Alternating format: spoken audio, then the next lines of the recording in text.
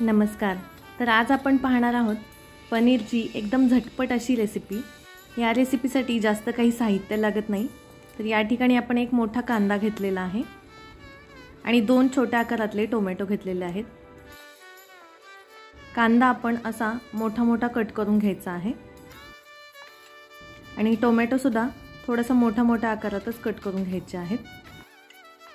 आता एका साइडला मी कढई गरम करत ठेवते आहे आणि त्यामध्ये थोडंसं तेल घालून घेते आहे। कढई छान गरम झाली की त्यामध्ये आपण हा कांदा छान भाजून घेणार आहोत।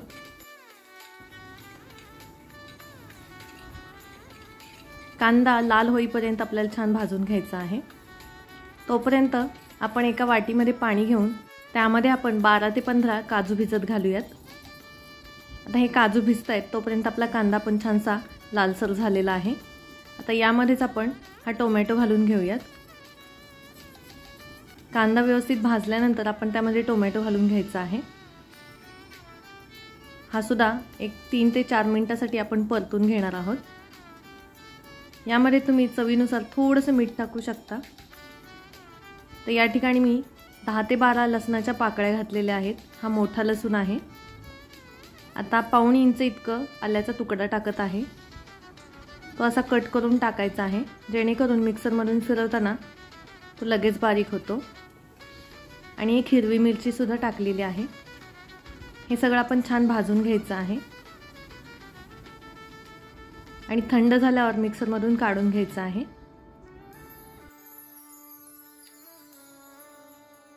ही कांदा टोमॅटो भाजलेली कढई छान घासून घेतलेली आहे, लगेच निघते। यामध्ये थोडंसं तेल घेऊन 4 मिरे टाकलेले आहेत, 4 लवंगा टाकलेले आहेत, 3 वेलच्या टाकलेल्या आहेत। हिरवी वेलची या ठिकाणी वापरायची आहे। थोडीशी दालचिनी टाकून घेणार आहे। ही पातळ दालचिनी आहे त्यामुळे 2 तुकडे टाकलेले आहेत आणि 4 तमालपत्राची पानं टाकत आहे। हे सगळं आपण छान भाजून घ्यायचं आहे। अर्ध्या मिनिटामध्ये हे छान भाजलं जातं। आता यामध्ये आपण मिक्सरमध्ये तयार केलेला मसाला टाकून घेणार आहोत।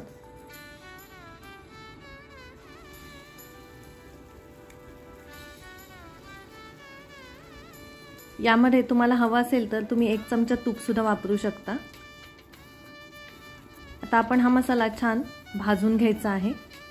1 ते 2 मिनिटांसाठीच आपण याला छान भाजायचा आहे, कारण कांदा आणि टोमॅटो आपण सुरुवातीला भाजून घेतलेलंच होतं।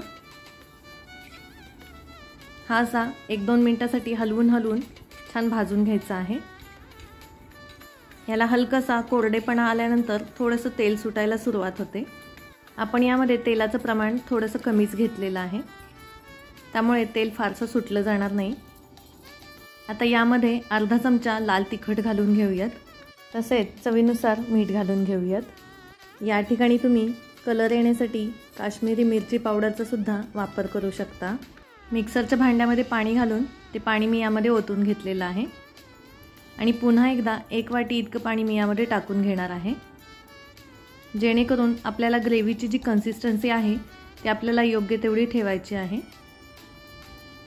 आता या ठिकाणी मी पाव किलो इतकं पनीर घेतलेलं आहे।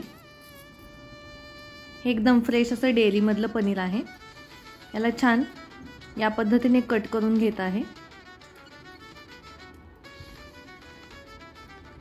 आणि याचे छोटे छोटे तुकडे तयार करून घेतलेले आहेत। एका तव्यावरती अर्धा चमचा इतकं तूप टाकून त्यावरती मी हे पनीरचे पीसेस फ्राय करून घेणार आहे। एकदम मंद गॅसवर आपण याला फ्राय करायचं आहे, 1 ते 2 मिनिटांसाठी फक्त। तवा सुरुवातीला चांगला तापलेला असला पाहिजे।